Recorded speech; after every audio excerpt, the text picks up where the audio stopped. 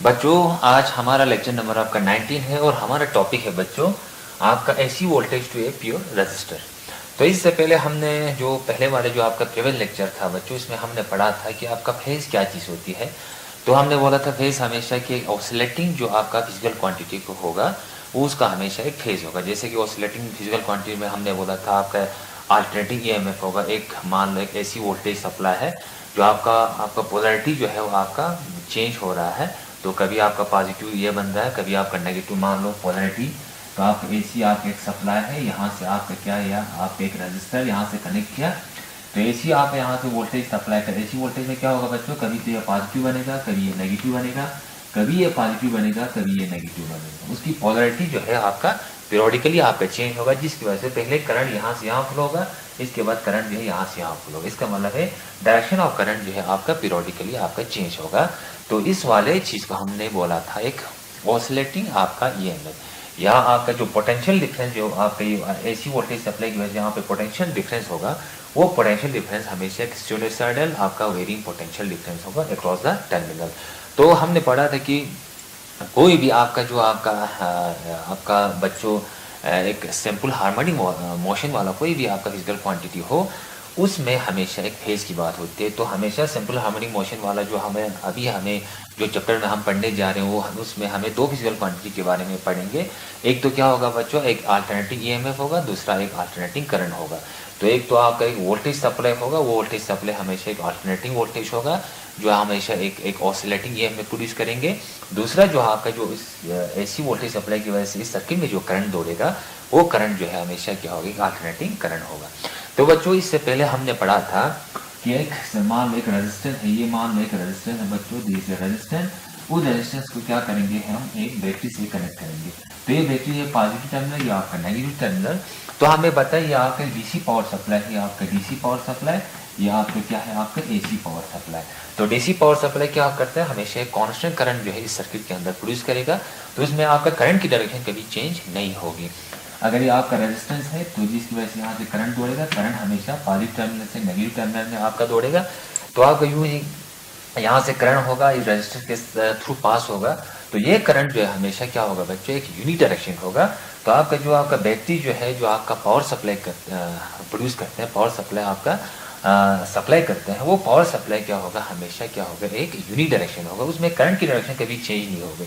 तो ये वाला सर्किट डायग्राम हमने पहले पढ़ा था। इससे पहले जो चैप्टर हमने पढ़ा है बच्चों आपका इलेक्ट्रिसिटी होगा, इसके बाद आपका हमने आपका magnetic effect of electric current, ये सारी चीज़ों में हमने पढ़ा था कि आपका करंट जो है जिसके साथ एक सर्किट होगा, चाहे आपका कैपेसिटर है, चाहे रेजिस्टर्स है, चाहे आपका इंडक्टर है, उसके साथ हमने क्या कनेक्ट किया, एक डीसी पावर सप्लाई किया जिसमें आपका करंट जो है आपका यूनिट डायरेक्शन है। तो आज जो हम पढ़ेंगे जो चैप्टर में क्या होगा, ये वाला चैप्टर जो है बच्चों आपके एक अल्टरनेटिंग करंट के चैप्टर है। असल में ये अल्टरनेटिंग करंट के चैप्टर, अल्टरनेटिंग करंट जो बच्चों आज जो चैप्टर हम पढ़ने जा रहे हैं वो हमेशा असल में रिएक्टिव में हुए अल्टरनेटिंग करंट का चैप्टर है। तो अल्टरनेटिंग करंट के चैप्टर में हम पढ़ेंगे कि आपका एक ऐसी वोल्टेज सप्लाई की प्योर रेजिस्टर।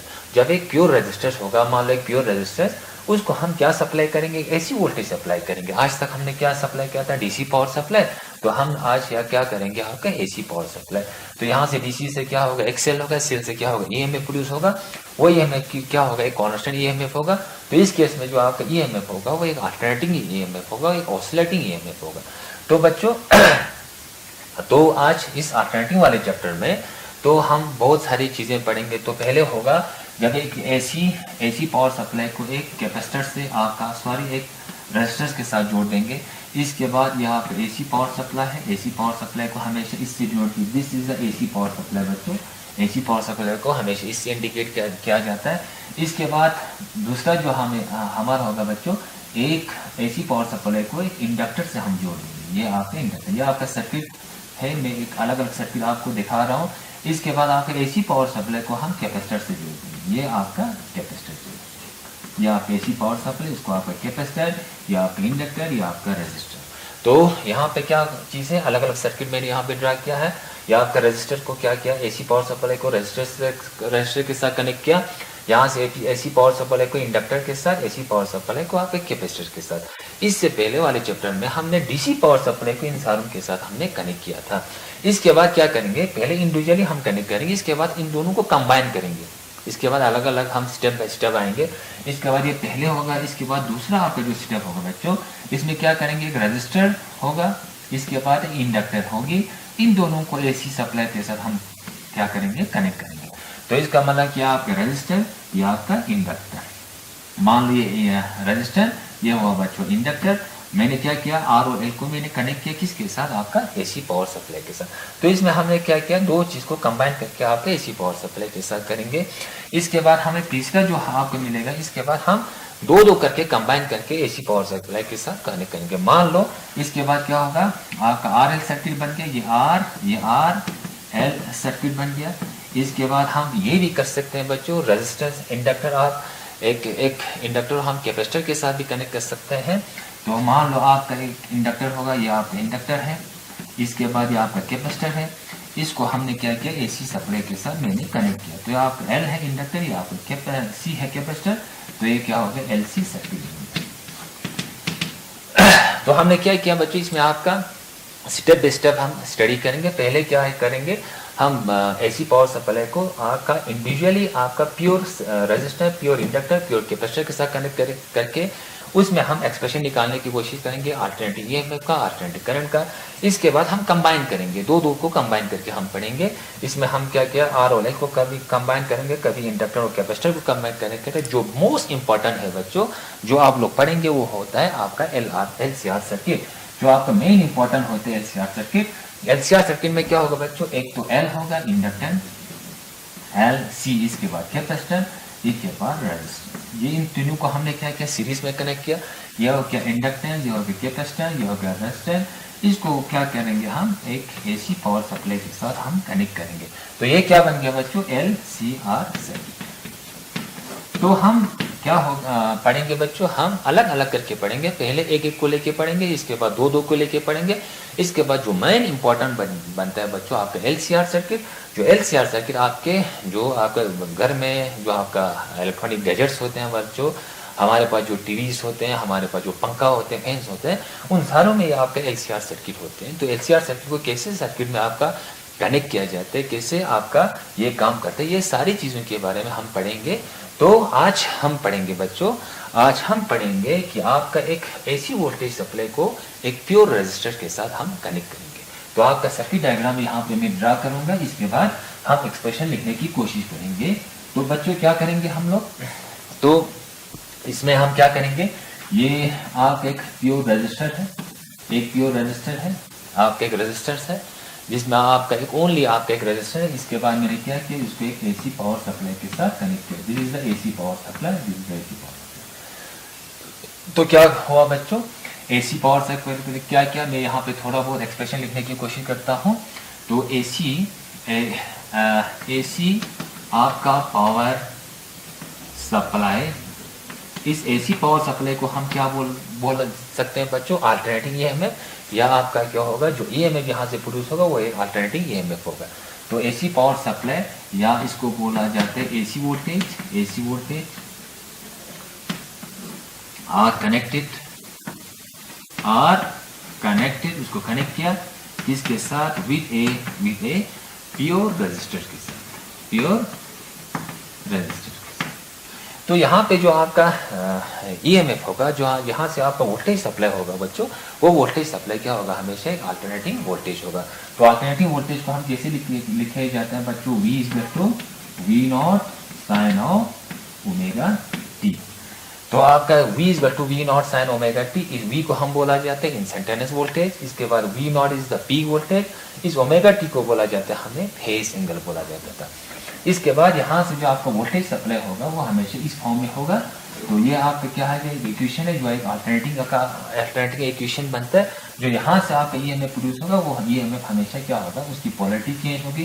कभी ये पॉजिटिव बनेगा, कभी ये नेगेटिव बनेगा, कभी ये नेगेटिव बनेगा, कभी पॉजिटिव बनेगा। इसका मतलब है इस क्रॉस द रेजिस्टर आपकी करंट की डायरेक्शन जो है वो 100 टाइम्स आपका चेंज होता है, वो हमने पढ़ा था। इसके बाद क्या करेंगे बच्चों, इसके बाद क्या करेंगे हम, इसके बाद अब ये आपका एसी वोल्टेज सप्लाई, इसके बाद आप एसी वोल्टेज आपका सप्लाई, एसी वोल्टेज सप्लाई क्या करेंगे, एक आपका सिनुसॉइडल आपका varying potential difference across the terminal जो है आपका प्रोड्यूस करेगा। तो आपका सप्लाई प्रोड्यूस आपका क्या करेंगे, प्रोड्यूस करेंगे एक सिनुसॉइडल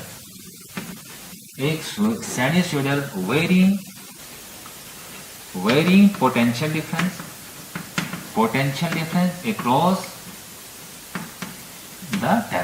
अक्रॉस द टर्मिनल एक क्या करेंगे बच्चों, आप ये अल्टरनेटिंग आपका जो आपका पावर सप्लाई है या आपका अल्टरनेटिंग आपका सोर्स है वो हमेशा इस अक्रॉस द टर्मिनल हमेशा क्या करेंगे, एक अल्टरनेटिंग पोटेंशियल डिफरेंस वो हमेशा एक प्रोड्यूस करेगा, जिसकी वजह से ये इस रेजिस्टेंस में जो आपका करंट दौड़ेगा वो करंट जो है हमेशा एक अल्टरनेटिंग करंट होगा। तो बच्चों यहाँ पे आपका क्या होगा, आप अल्टरनेटिंग वोल्टेज हमने लिया है V0 sin ओमेगा t, जिसकी वजह से यहाँ पे आप करंट दौड़ेगा, वो करंट जो हमेशा क्या होगा आपका डायरेक्शन चेंज करेंगे। तो हमने अभी तक जो डीसी करंट में हम डीसी सर्किट जो बनता था इसमें हम करंट की डायरेक्शन जो है वो रिप्रेजेंट करते थे बच्चों, कि करंट का डायरेक्शन हमेशा पॉजिटिव टू नेगेटिव जाता है। तो इसमें आपका करंट की डायरेक्शन आपका रिप्रेजेंट नहीं कर पाएगा। क्यों नहीं कर पाएगा, क्योंकि करंट का डायरेक्शन पहले यहाँ से यहाँ जाएगा, इसके बाद आपका करंट का डायरेक्शन पहले यहाँ से यहाँ जाएगा, इसके बाद करंट का डायरेक्शन अल्टरनेटिव आपका चेंज होता है। तो इसका मतलब है एसी सर्किट में हम ऐसी सर्किट बनता है उसमें आपका जो पावर सप्लाई हमेशा अल्टरनेटिव होगा, उसमें आपका करंट की डायरेक्शन आपका शो करना नहीं होता। इसका मतलब है मैंने करंट की डायरेक्शन जो है शो नहीं किया। तो मान लो फॉर इंस्टेंट ऑफ टाइम मैं कहता हूँ कि करंट की डायरेक्शन यहाँ से यहाँ फ्लो हो रहा है। तो करंट की डायरेक्शन मान लो करंट की डायरेक्शन, करंट यहाँ से चला, इसके बाद कुछ एक सेकंड के लिए यहाँ से यहाँ चला, इसके बाद दूसरे सेकंड में आपका करंट की डायरेक्शन यहाँ से यहाँ चलता है। तो मैं कहता हूँ कि for instant of time current की डायरेक्शन जो है यहाँ से यहाँ चल रहा है मान लो, तो उस टाइम क्या होगा करंट की डायरेक्शन, तो क्या होगा बच्चों, तो करंट की डायरेक्शन यहाँ से यहाँ चल रहा है, मान लो यहाँ से यहाँ चल रहा है, यहाँ से इस तरह से यहाँ चल रहा है मान लो। तो इस सर्कुलर मान लो एक क्लोज लूप के अंदर हम क्या लगाते हैं, किरचॉफ लॉ लगाते हैं। तो एज पर किरचॉफ लॉ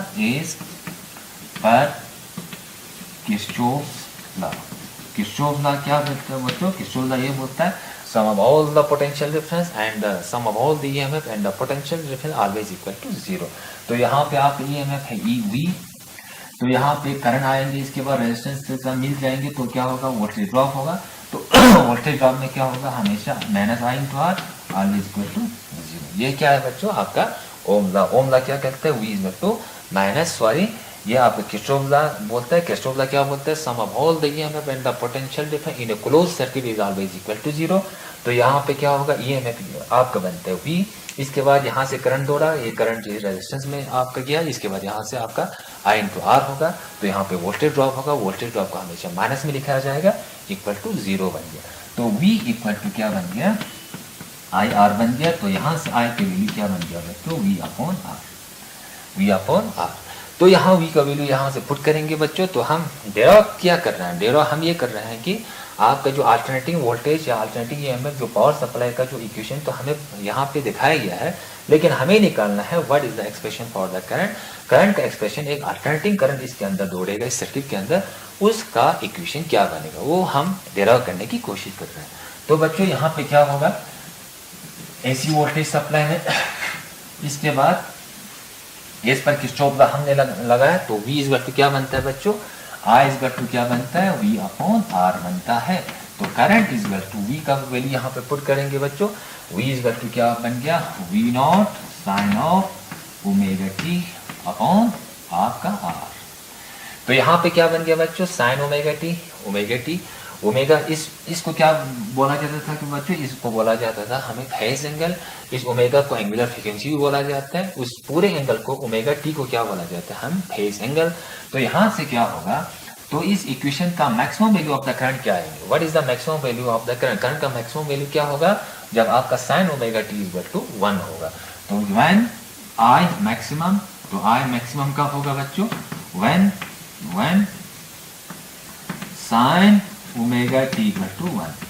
जब साइन ओमेगा टी 1 होगा तो आपका करंट जो है आपका maximum value of the current होगा, करंट की वैल्यू जो है उस सर्किट के अंदर जो है आपका मैक्सिमम होगा, तो आपका peak value of the current होगा।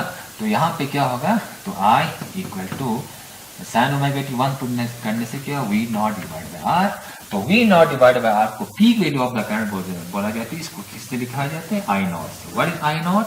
आई naught is the peak value of the current, क्योंकि हमने बोला था कि क्या इस सर्किट के अंदर जो आपका करंट दौड़ेगा वो अल्टरनेटिंग करंट होगा। अल्टरनेटिंग करंट में क्या होता है? एक पीक वैल्यू होता है, इसके बाद जीरो होता है, इसके बाद पीक वैल्यू होता है, इसके बाद करंट की डायरेक्शन जो है आपका फिर चेंज होता है, इसके बाद करंट की डायरेक्शन नेगेटिव डायरेक्शन में आपका पीक होता है, फिर इसके बाद जीरो होता है। एक ऑसिलेटिंग जो है अल्टरनेटिंग करंट जो है इस सर्किट में आपका फ्लो होगा। तो क्या होगा? What is the maximum value of the current? Current की मैक्सिमम वैल्यू क्या होगी? I naught. उस आई नॉट को peak value of the current बोला जाता है। वो किसके बराबर होगा? V naught upon R. तो यहाँ पे पुट करने से क्या होगा बच्चों? तो I equal to V naught upon R को क्या बोला जाएगा? आई नॉट साइन ऑफ, यहाँ पे क्या होगा? Sine of omega t. ये बन गया आपका इक्वेशन सेकंड बन गया। तो v is equal to V naught sine omega t, I is equal to I naught sine omega t. तो इन दोनों इक्वेशन को फिर से हम देखेंगे बच्चों। तो यहाँ पे मैं आई का वैल्यू इक्वेशन जो है यहाँ पे मैं लिख दूं। तो आई का इक्वेशन क्या बन गया बच्चों? I equal to what is the alternating current? Alternating current V naught upon R. V naught upon R को क्या बोला गया? I naught sine of omega t. अब ये इक्वेशन 5 बन गया बच्चों। अब ये इक्वेशन आपका सेकंड बन गया। तो इन दोनों इक्वेशन को आप देख के पता कर सकते हैं what is the phase difference. ये आपका बन गया आपका वोल्टेज का इक्वेशन, आपका एसी पावर सप्लाई का। इसके बाद ये आपका इस पावर सप्लाई के बाद एसी सोर्स की वजह से यहाँ पे जो करंट दौड़ेगा वो करंट का इक्वेशन बन गया I is equal to I naught sine omega t. तो इन दोनों इक्वेशन को आप देख के ये पता कर सकते हैं कि आपका वोल्टेज और करंट जो है they are in the same phase.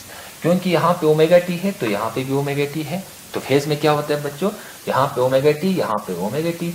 मान लो अगर यहाँ पे ओमेगा टी होगा, सेकंड इक्वेशन में मान लो ये आता I naught is equal to sine of omega t plus pi by two. इस तक का इक्वेशन आ जाता मान लो। तो यहाँ पे वोल्टेज का इक्वेशन ओमेगा टी है, तो फेज है ओमेगा टी। यहाँ पे आपका फेज जो है omega t plus pi by to. तो इन दोनों इक्वेशन को आप देख के पता कर सकते हैं कि आपका वोल्टेज और ये करंट जो है they are not in same phase. Phase आपका सेम में नहीं है बच्चों। तो फेज का मतलब क्या होता है? फेज का मतलब ये होता है बच्चों, जहां करंट जो आपका पीक बनेगा तो वोल्टेज भी पीक बनेगा, जहां करंट जो आपका जीरो बनेगा तो आपका वोल्टेज भी आपका जीरो बनेगा। तो इसमें क्या होगा? v is equal to V naught sine omega t, I is equal to I naught sine omega t. तो इन दोनों को आप देख सकते हैं बच्चों, या इन दोनों में कोई फेज डिफरेंस नहीं है। इसका मतलब है यहाँ पे भी आपका फेज ओमेगा टी आ रहा है, यहाँ पे भी फेज आपका ओमेगा टी आ रहा है। इसका मतलब है current and voltage in case of the resistance, जब एक रेजिस्टेंस को वोल्टेज, जब एक रेजिस्टेंस आपके पास होगा उसको एक AC voltage supply AC voltage के साथ कनेक्ट करेंगे, जिसकी वजह से जहाँ पे आपका वोल्टेज भी वोल्टेज होगा यहाँ से, जिसके बाद इस सर्किट में जो आपका करंट आपका फ्लो होगा, तो करंट और वोल्टेज जो हमेशा आपका सेम फेज में होगा। कभी आपका करंट जो है आगे नहीं बढ़ेंगे, ना वोल्टेज आगे नहीं बढ़ेगा। करंट और वोल्टेज जो है हमेशा एक ही साथ चलेगी। इसका मतलब है ना आपका वोल्टेज करंट से आगे जाएंगे, ना आपका करंट जो है वोल्टेज से आगे जाएगा। किस केस में? इन केस ऑफ आपका प्योर रेजिस्टर की केस में। रेजिस्टर के साथ आपका एसी आपका पावर सप्लाई, मैंने आपका एसी आपका सिग्नल इसके साथ कनेक्ट किया, तो उस टाइम हमेशा करंट और वोल्टेज जो है they are in the same phase. Same का फेज का मतलब क्या हो बच्चों? जहां करंट जो है आपका पीक बनेगा, मान लो ये करंट पीक बन गया, मान लो ये आपका करंट है, ये आपका वोल्टेज है। जब करंट जीरो बन गया, जब आपका वोल्टेज जीरो बन गया, करंट भी जीरो बनेगा। जब वोल्टेज जो आपका पीक बनता है तो करंट भी आपका पीक बनता है। जब आपका वोल्टेज जो है आपका जीरो बनता है, करंट भी जीरो बनता है। इसके बाद जब आपका वोल्टेज जो नेगेटिव डायरेक्शन में आपका चलने लगा तो करंट भी आपका नेगेटिव डायरेक्शन में चलने लगा। जब आपका वोल्टेज जो है आपका पीक बनता है तो आपका नेगेटिव डायरेक्शन में आपका वोल्टेज भी आपका पीक बनेगा। जब आपका वोल्टेज आपका जीरो बनते हैं नेगेटिव डायरेक्शन में, तो आपका करंट भी आपका नेगेटिव डायरेक्शन में आपका जीरो बनेगा। तो इसका मतलब है आपका voltage and the current they are in same phase. किस केस में? In case of pure resistance में। तो यहाँ पे मैं बोल सकता हूँ, तो यहाँ से हम क्या करेंगे बच्चों, इसका वे डायग्राम, इसके बाद उसका वे डायग्राम भी, फेजर डायग्राम और इसका वे डायग्राम हम यहाँ पे ड्रा करने की कोशिश करेंगे। तो यहाँ पे मैं इस from this equation first and second we conclude, हमें ये पता चलता है, we conclude that current and voltage and the current, EMF and the current they are in the same phase. इसमें क्या होगा? Current and voltage EMF, they are in same phase. Same phase का मतलब क्या है बच्चों, हमने बोला कि जब आपका वोल्टेज पीक बनेगा तो करंट भी पीक बनेगा, जब आपका वोल्टेज मिनिमम बनेगा तो आपका करंट भी मिनिमम बनेगा, जब आपका वोल्टेज आपका जीरो बनेगा तो आपका करंट भी जीरो बनेगा at that initial of time. उसी टाइम में current peak, voltage peak, current zero, voltage zero. इस वाले फॉर्म को क्या बोला जाता है आपका सेम फेज। सेम फेज का मतलब है यहाँ पे अब आपका ओमेगा टी, यहाँ पे ओमेगा टी, इन दोनों एंगल में ओमेगा टी यहाँ पे जो एंगल बनते हैं दोनों आपका सेम आ रहा है। इसका मतलब है आपका वोल्टेज इक्वेशन और द करंट इक्वेशन आपका सेम आ रहा है। इसका मतलब है voltage and current in pure resistance they are in same phase. तो इसका मतलब अब यहाँ पे हम वेव डायग्राम बनाएंगे। वेव डायग्राम में क्या होगा बच्चों, वेव डायग्राम किस केस में, वोल्टेज एंड करंट के केस में आपका वेव डायग्राम बनेंगे। इससे पहले हम वेव डायग्राम को पढ़ने से पहले हम क्या पढ़ेंगे बच्चों, आपका फेजर डायग्राम पहले हम लिखेंगे। What is the phasor diagram.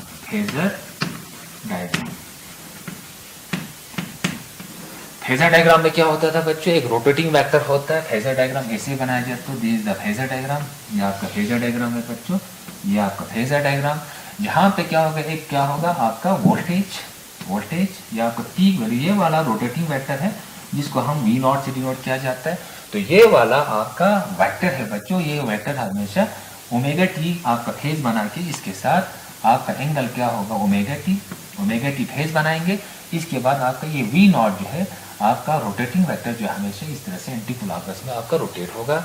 इसके बाद V नॉट या आपका ये आपका रोटेटिंग वेक्टर है। ये रोटेटिंग वेक्टर आपका क्या इंडिकेट करते हैं, आपका पीक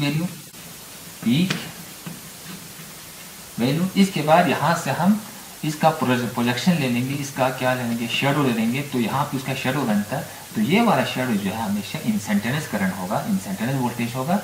ये वाला क्या होगा बच्चों, V naught sine omega t. तो ये क्या बन गया बच्चों आपका, ये वाला इक्वेशन क्या बनता है फेजर डायग्राम में, ये वाला इक्वेशन बनता है, ये वाला क्या बनता है V naught sine of omega t. इसके बाद आपका क्या होगा, करंट का फेजर डायग्राम बनाएंगे। तो करंट क्या होता है, अभी हमने कहा कि आपका I naught equal to V naught upon R। तो इस केस में आपका जो peak value of the current होगा वो पीक वैल्यू ऑफ वोल्टेज से हमेशा कम होगा, क्योंकि R से मैं डिवाइड कर रहा हूँ। तो यहाँ पे आपका जो फेजर डायग्राम बनेगा I नॉट का, तो I नॉट फेजर डायग्राम भी क्या होगा, इसी का I नॉट इसके ऊपर होगा।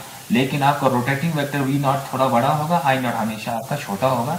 लेकिन हमेशा इस इक्वेशन को देख के आप ये पता कर सकते हैं कि आपका V नॉट और I नॉट जो रोटेटिंग वेक्टर होगा, ये रोटेटिंग वेक्टर हमेशा एक दूसरे के हमेशा ऊपर होगा। ना आपका V नॉट ऊपर जाएंगे, V नॉट पीछे जाएंगे, आपका ना I नॉट आगे जाएगा, V नॉट आपका पीछे जाएंगे। तो प्योर रेजिस्टेंस में आपका क्या होता है, आपका current and voltage they are in the same phase. तो आपका क्या होगा I नॉट और V, ये आपका V नॉट, इसके बाद I नॉट छोटा होगा बच्चों, V नॉट थोड़ा बड़ा होगा। तो ये आपका एरो जिसको हम रोटेटिंग वेक्टर बोला जाता है, ये रोटेटिंग वेक्टर हमेशा पीक वैल्यू रिप्रेजेंट करेगा। तो यहाँ से आपका जो आपका प्रोजेक्शन आएगा, ये आपका इंस्टेंटेनियस करंट होगा I naught sine of omega t. इसको बोला जाता है बच्चों आपका फेजर डायग्राम। तो फेजर डायग्राम में क्या होगा, एक रोटेटिंग वेक्टर होगा। ये रोटेटिंग वेक्टर हमेशा peak value of the voltage and peak value of the current show करेंगे। इसके बाद इसका प्रोजेक्शन यहाँ पे लेंगे वर्टिकल आपका एक्सिस पे, वो वर्टिकल एक्सिस पे आपका इंस्टेंटेनियस वोल्टेज और इंस्टेंटेनियस करंट आपका रिप्रेजेंट करेगा। इसके साथ जो एंगल बनते हैं वो एंगल हमेशा फेज होगा, तो जिसको फेज एंगल बोला जाता है। इस डायग्राम को वो क्या बोला जाता है, आपका फेजर डायग्राम।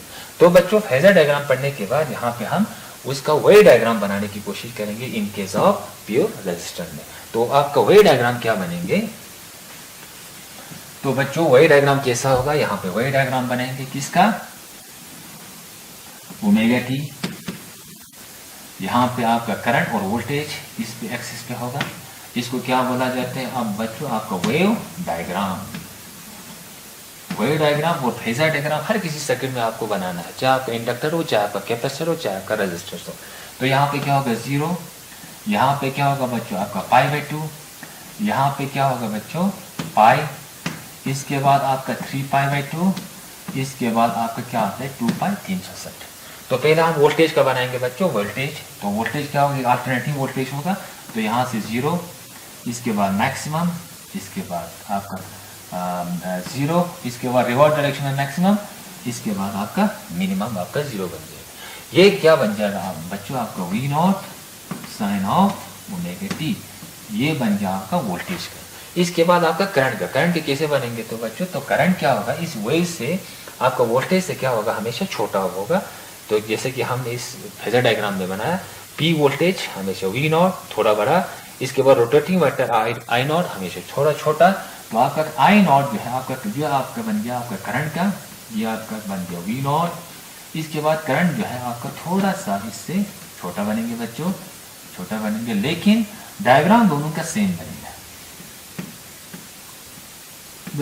इसका मतलब क्या हुआ, ये वाला आपका जो डायग्राम है, ये I naught sine of omega t, ये आपका पीक बन गया, ये आपका आई नॉट बन गया।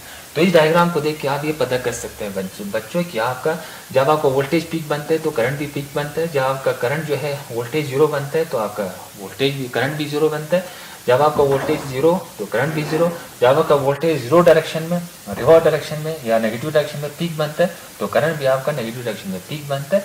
तो इसका मतलब है कि करंट और voltage in case of resistor में they are in the same phase. तो बच्चों आज के लिए इतना, तो कल के नए लेक्चर के साथ होगा। तो बच्चों यहाँ हम स्टॉप करेंगे। वस्सलाम वालेकुम।